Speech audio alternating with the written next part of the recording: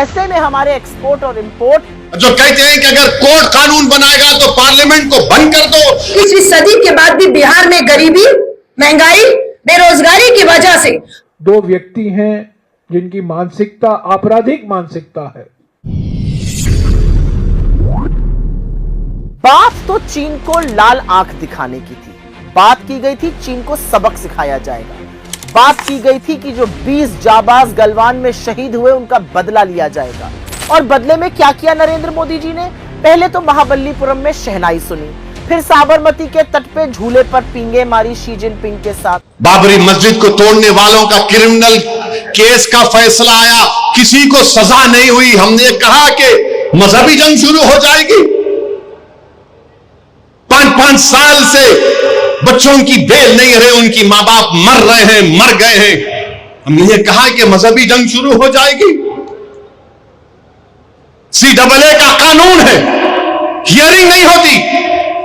क्या हमने कहा कि मजहबी जंग शुरू हो जाएगी? UAPA में डालकर हमको सराहा जाता है कि हमने जुमला कहा कि मजहबी जंग शुरू हो जाएगी। नरेंद्र मोदी जी, आपकी पार्टी के लोग कह रहे हैं कि रिलीजियस वॉर शुरू हो जाएंगी, मजहबी जंग शुरू हो जाएगी। किसको डरा रहे हैं ये लोग? अदलिया को डरा रहे हैं आप। इख्तिदार में रहकर अदलिया को डराएंगे आप।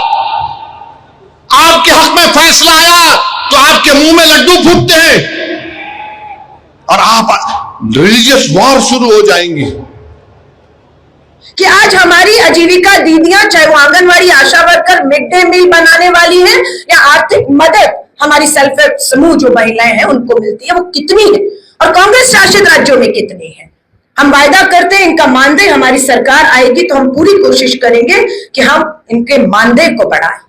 इनको सरकार से जब बाहर हो, जो उम्र है इनकी, उसको रिटायरमेंट की एज को अगर कम है तो उसे जो सामान्य एज 60 साल है उसको किया जाए। इन्हें भी पेंशन, इन्हें भी सारी सुविधाएं इन बहनों को दी जाए। इनको यूनिफॉर्म ID कार्ड पहचान दी जाए जो नहीं मिल रही है। इनके मान सम्मान से जो है वो ठेस पहुंचाई जा रही है। मैं लास्ट बात कह के खत्म करूंगी।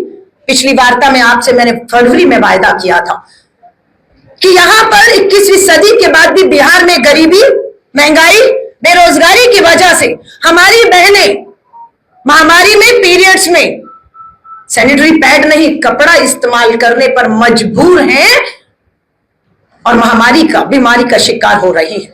हाईकोर्ट ने बिहार की सरकार को आदेश किया था सैनिटरी वेंडिंग मशीनें लगनी चाहिए। हाईकोर्ट के आदेश के बाद एक भी इस भाजपा की डबल इंजन की सरकार ने बिहार में सैनिटरी वेंडिंग मशीन नहीं लगाई और ना महिला को काम और कमाई और ना पैड मिले, आज भी कपड़ा इस्तेमाल कर रही है।